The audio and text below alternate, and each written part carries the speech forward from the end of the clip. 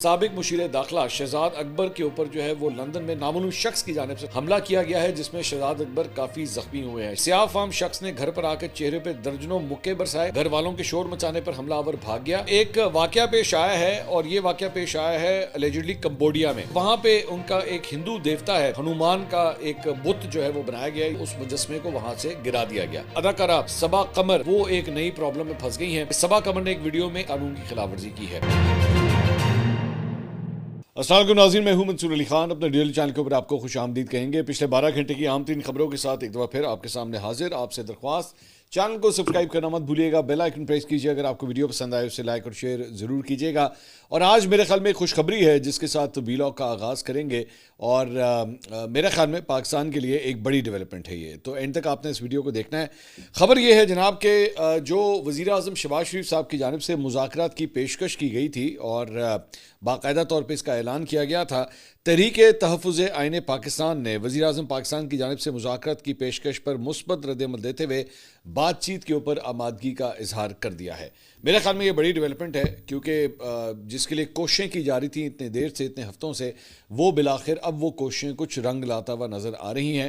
اب ظاہری بات ہے، it's a long way to go, ابھی بالکل ایک آغاز ہے، لیکن کم از کم ایک یہ بڑی خبر ہے جو کل رات کو ڈیولپ ہوئی ہے۔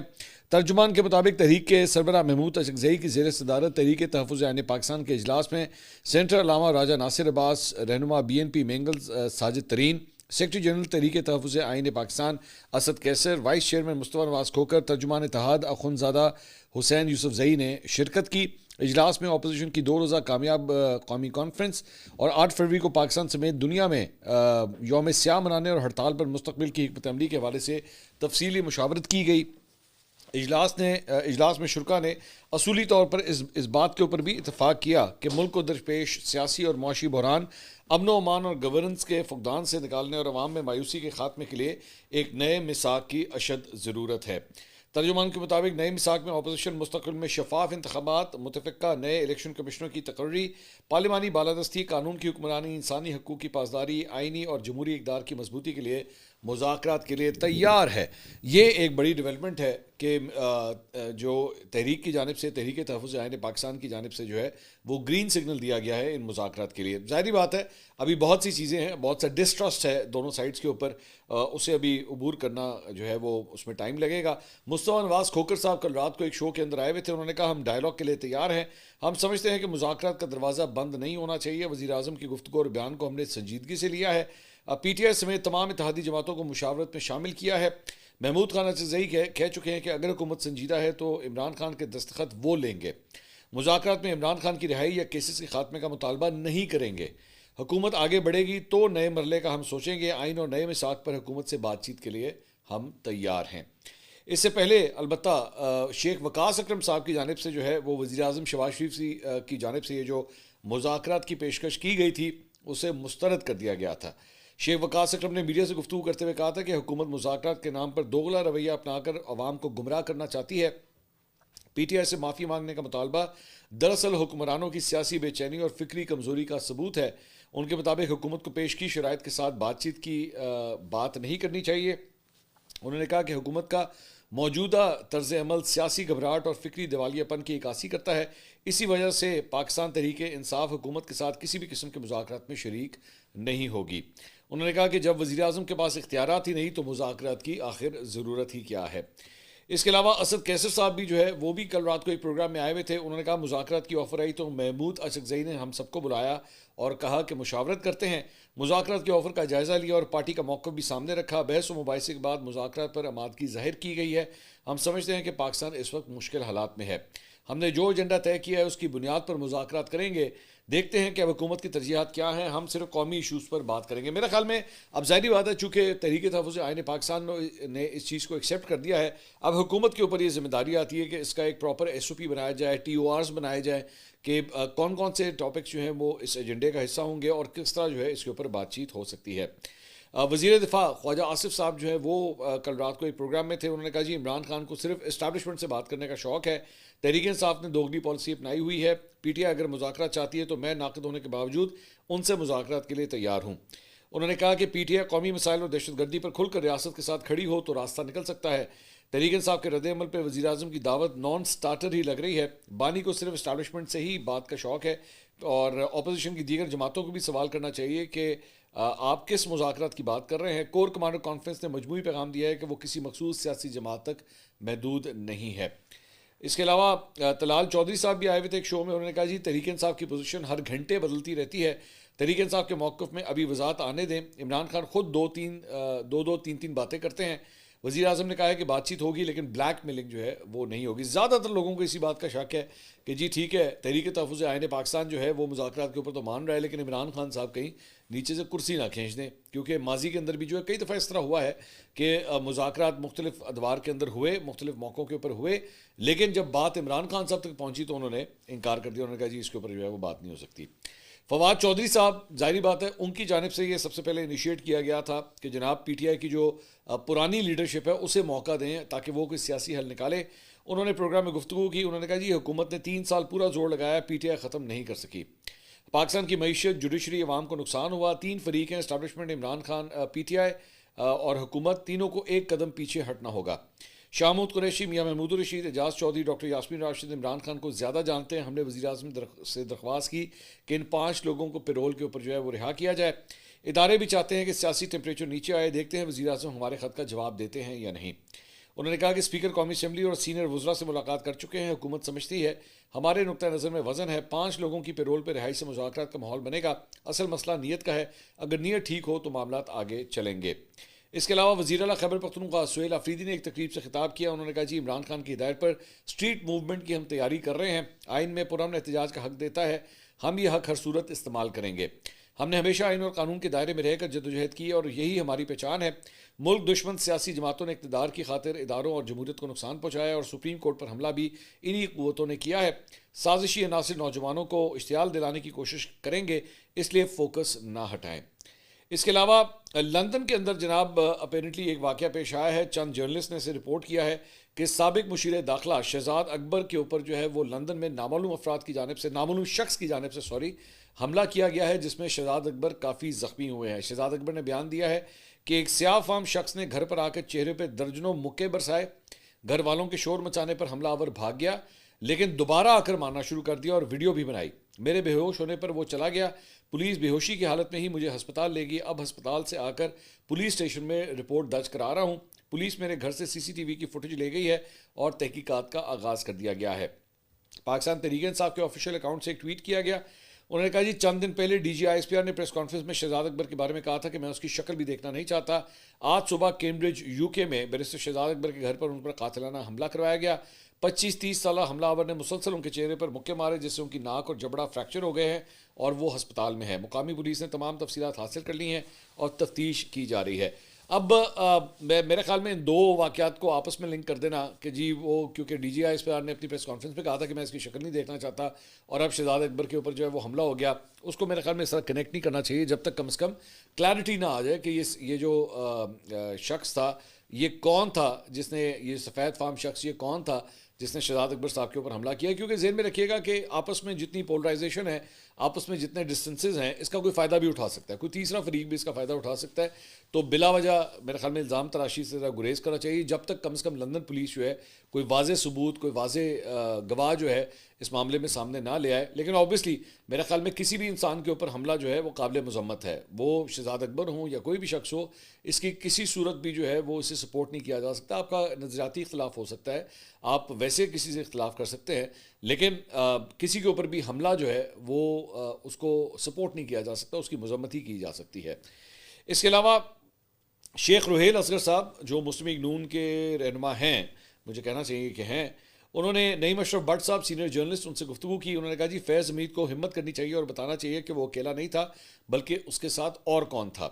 تاہم ہو سکتا ہے کہ فیض حمید کی نشاندہی پر قمر جاوید باجوہ پر خفیہ تفتیش ہو رہی ہو. خواجہ آصف دبنگ اور صاف گو ہیں, جو دل میں آتا ہے بول دیتے ہیں. وہ وزیر دفاع ہیں, انہیں اپنے ادارے سے متعلق باتوں سے پرہیز کرنا چاہیے. وزیر دفاع کا کام قمر باجوہ سے متعلق مطالبہ کرنا نہیں بلکہ فیصلہ کرنا ہے. سابق آرمی چیف قمر جاوید باجوہ نے جی ایچ کیو میں ایک میٹنگ میں ہمارے سامنے ملوثی سیاست پر سوال اٹھایا تھا. تب میں نے کہا تھا کہ آپ اپنے بچے کو آرمی چیف بنانا چاہیں گے تو پھر میرا بچہ سیاستدان کیوں نہ بنے.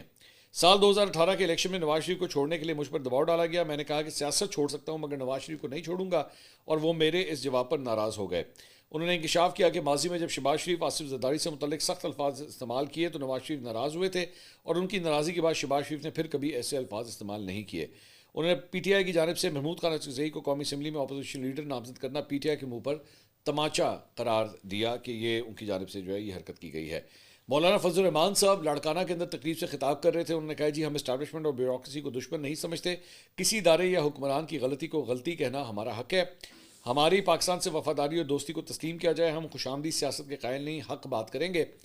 انتخابی نتائج میں عوام کی رائے کو تبدیل کیا گیا ہے. ووٹ ایک بیعت ہے, اگر اس کو دھاندلی, جھوٹ اور پیسہ کمانے کے لیے استعمال کیا جائے تو بیعت ہی نہیں رہتی. ہم ایسے حکمرانوں کے ہاتھ پر بیعت کرنے کے لیے تیار نہیں ہے.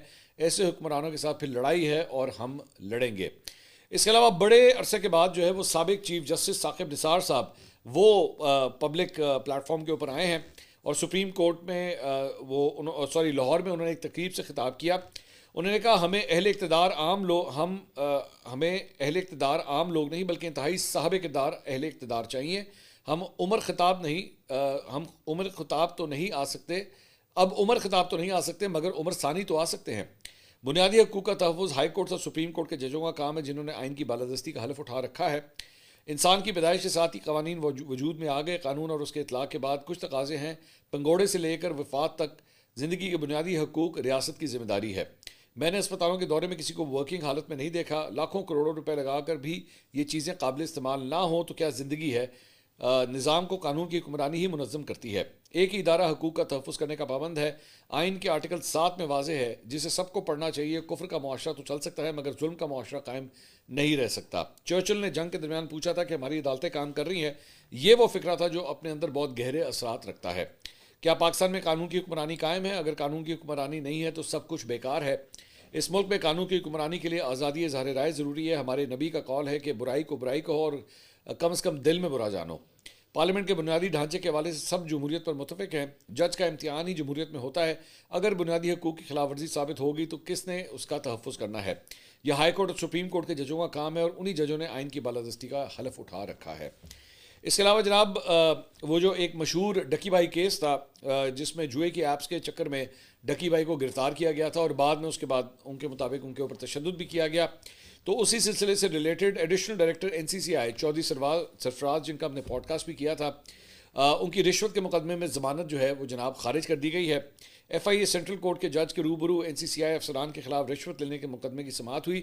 اس میں عدالت نے مزید 2 افسران کی ضمانتیں منظور کر لیں, جبکہ ایڈیشنل ڈائریکٹر چودھری سرفراز کی ضمانت جو ہے وہ خارج کر دی گئی.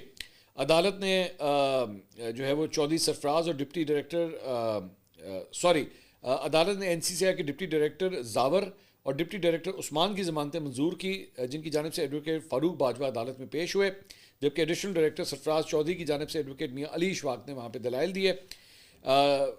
سرفراز چودھری کے وکیل نے موقف میں کہا کہ ملزمان پر رشوت لینے کے شواہد FIA پیش نہیں کر سکی ہے.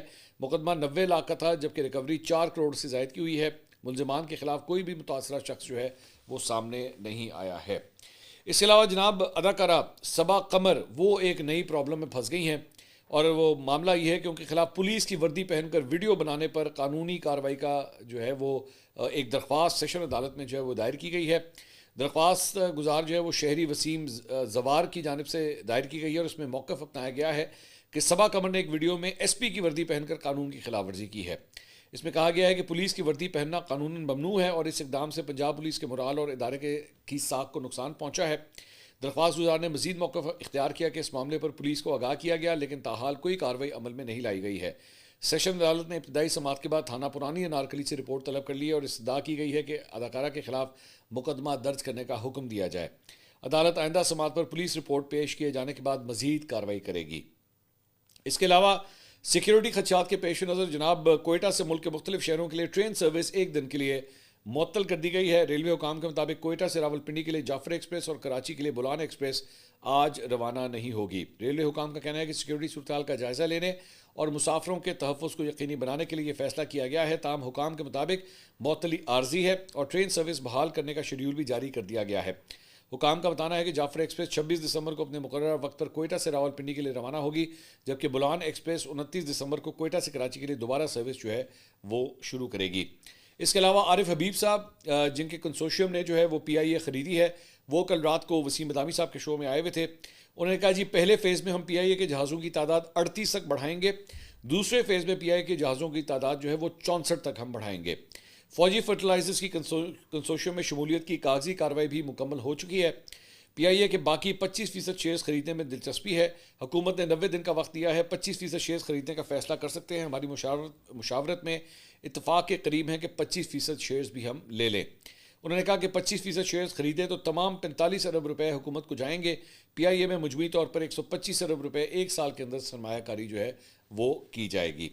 اس کے علاوہ FBR نے جناب قابل ٹیکس آمدنی رکھنے کے باوجود ٹیکس نیٹ سے باہر موجود مزید 1.5 لاکھ سے زائد امیر لوگوں کا سراغ لگا لیا ہے اور انہیں نوٹس جاری کرنا شروع کر دیے ہیں. فیڈرل بورڈ آف ریونیو حکام نے کہا ہے کہ ادارے نے مختلف ذرائع سے حاصل کردہ ڈیٹا کی چھانبین اور AI بیسڈ آڈٹ اور ڈیسک آڈٹ کے دوران مزید 1,74,000 نان فائلرز کی نئی فہرست جو ہے وہ تیار کر لی ہے. اور ذرائع کے مطابق نان فائلرز میں سے زیادہ تر کو نوٹس بھیجے جا چکے ہیں. فہرست میں ایسی گھریلو خواتین بھی شامل ہیں جن کے شناختی کارڈز کے اوپر بھاری خریداریاں ہوئی ہیں اور بھاری اخراجات ہوئے ہیں. اس کے علاوہ ٹرانزیکشنز بھی ہوئی ہیں مگر ان کی جانب سے کسی قسم کے گوشوارے جمع نہیں کروائے جا رہے اور وہ تاحال ٹیکس نیٹ سے باہر ہیں. FBR کے ذرائع کہہ رہے ہیں کہ قابل ٹیکس آمدنی رکھنے کے باوجود ٹیکس گوشوارے جمع نہ کروانے والے ان امیر لوگوں کو نوٹسز جاری کیے گئے ہیں اور کہا گیا ہے کہ نان فائلرز دستاویزات کے ساتھ 3 سال کے ٹیکس ریٹرنز جو ہیں وہ جمع کروائیں. دوسری جانب جناب تاجر برادری نے فیڈرل بورڈ آف ریونیو کی جانب سے point of sale system POS کی تنصیب کے خلاف 30 دسمبر کو آپارا چوک سے FBR ہیڈ کوارٹرز تک احتجاجی مظاہرہ اور FBR کا گھیراؤ کرنے کا اعلان کر دیا ہے.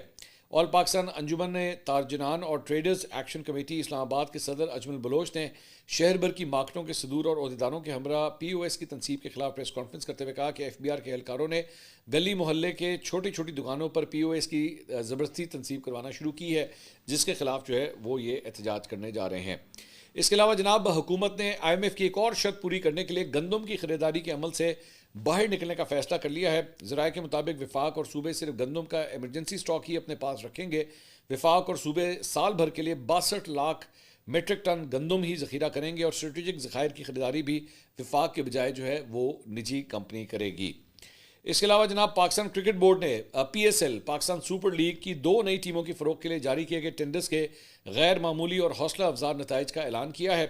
PCB کے مطابق مقررہ تاریخ کے اندر 12 پارٹیوں نے باضابطہ طور پر بڈز جمع کروائی ہیں اور یہ بڈز دنیا کے 5 مختلف کانٹیننٹس سے تعلق رکھنے والے ملکوں سے آئی ہیں جن میں امریکہ، آسٹریلیا، کینیڈا، UAE اور پاکستان شامل ہیں جو PSL کی عالمی مقبولیت اور کشش کا واضح ثبوت ہیں. اور پریس ریلیز کے مطابق بڈنگ کے اس مرحلے کا نتائج کا اعلان جو ہے 27 دسمبر کو یعنی کہ پرسوں کیا جائے گا. اگلے مرحلے میں ٹیکنیکلی کوالیفائڈ بڈرز کو جو ہے وہ اوپن کمپٹیشن بڈنگ کے ذریعے 2 نئی ٹیمیں خریدنے کا موقع دیا جائے گا اور یہ مرحلہ جو ہے وہ 8 جنوری کو اسلام آباد کنونشن سینٹر کے اندر جو ہے وہ منعقد کیا جائے گا. اس کے علاوہ اولمپک چیمپئن ارشد ندیم کو محمد بن راشد المکتوم گلوبل سپورٹس کے لیے منتخب کر لیا گیا ہے. وہ دبئی میں پہلی ورلڈ سپورٹس سمٹ کے انعقاد کے موقع پر اپنا ایوارڈ جو ہے وہ وصول کریں گے. پہلی 2 روزہ عالمی سپورٹس سمٹ 29 اور 30 دسمبر کو دبئی میں منعقد ہوگی جس میں شرکت کے لیے دنیا بھر سے سپورٹس شخصیات کو مدعو کیا گیا ہے. اولمپک چیمپئن ارشد ندیم بھی پاکستان کی واحد سپورٹس شخصیت کے طور پر سمٹ میں شرکت کریں گے. اس کے علاوہ جناب ایک اور خبر جو ہے وہ سامنے آئی ہے انڈیا سے جہاں پہ اتر پردیش کے وزیر اعلیٰ یوگی آدتیہ ناتھ نے جو ہے وہ ایک خطاب کیا ہے. اب اس خطاب میں پاکستان کا بھی ذکر ہے اور فیلڈ مارشل عاصم منیر کا بھی ذکر ہے. انہوں نے کہا ہے کہ جی اگر بنگلہ دیش پاکستان نہیں بنا ہوتا، اس طریقے سے ہندوؤں کو نہیں جلایا گیا ہوتا اور اگر ایسا کرتا تو اس کی کیا درگتی ہوتی یہ وہ بھی جانتا ہے. یہ پاکستان کو کہہ رہے ہیں کہ جی اگر بنگلہ دیش جو ہے وہ پاکستان سے الگ نہ ہوا ہوتا اور اس کے بعد ہندوؤں کے ساتھ وہ سب کچھ ہوتا جو آج کل بنگلہ دیش میں ہو رہا ہے تو پھر پاکستان کو پتہ لگتا کہ ہم کیا کرتے. اچھا جی، انہوں نے کہا کہ جی پردھان منتری مودی جی یعنی پرائم منسٹر نریندر مودی جی اگر آپ بنگلہ دیش پر آکڑم نہیں کر سکتے تو پردھان منتری کے پد کو چھوڑ دیجئے. یعنی کہ اگر آپ بنگلہ دیش کے اوپر حملہ نہیں کر سکتے تو پھر آپ جو ہے وہ پرائم منسٹرشپ جو ہے وہ چھوڑ دیں. ہم دھرم سینک اپنے دھرم یدھ سے بنگلہ دیش کو واپس اکھنڈ بھارت کا حصہ بنائیں گے. کہ ہم لوگ بیسکلی یہ جو ہندو ایکسٹریمسٹ ہیں یہ ان کی بات کر رہے ہیں کہ ہم اپنے پھر اس کے بعد جو ہے وہ ہم ایک مذہبی جنگ جو ہے وہ لڑیں گے، یدھ اس کو جنگ کو کہتے ہیں، اور ہم جو ہے بنگلہ دیش کو واپس بھارت کا حصہ بنا لیں گے. آگے کہتا ہے جی یہ سب پاکستان کا ملا عاصم منیر کروا رہا ہے. جب تک عاصم منیر پاکستان میں رہے گا تب تک بھارت سنکٹ میں رہے گا. انہوں نے کہا جی جب تک عاصم منیر جو ہے وہ وہاں پہ موجود ہیں بھارت کو جو ہے وہ تکلیف ہوتی رہے گی, بھارت کسی نہ کسی مسئلے میں پڑتا رہے گا. ہمارا آدیش ہے کہ عاصم منیر کو کسی بھی طرح سے ہانی دی جانی چاہیے تاکہ پاکستان اپنی اوقات میں رہے. کہ جناب آپ لوگ, انہوں نے کہا جی ہمارا مطالبہ ہے کہ عاصم منیر صاحب کو جو ہے کوئی سبق سکھائیں تاکہ پاکستان جو ہے وہ اپنی حدود کے اندر ہے. فیلڈ مارشل عاصم منیر جو ہے وہ کتنا ان کو تکلیف دے رہے ہیں بھارت کو, اسی سے آپ ان کی گفتگو سے, اسی تقریر سے جو ہے وہ اندازہ لگا سکتے ہیں. اس کے علاوہ جناب ایک واقعہ پیش آیا ہے, اور یہ واقعہ پیش آیا ہے الیجڈلی کمبوڈیا میں, جہاں پہ بتایا گیا ہے کہ جناب کمبوڈیا کے اندر جو ہے وہ تھائی لینڈ اور کمبوڈیا کے درمیان پچھلے دنوں جو ہے وہ کافی کلیشز ہوئے ہیں بارڈر کے اوپر. تو وہاں پہ ایک پرٹیکولر ایریا جو کمبوڈیا کا بنتا ہے وہاں پہ تھائی لینڈ کی فوج نے جو ہے الیجڈلی وہاں پہ اس ایریا کے اوپر قبضہ کیا.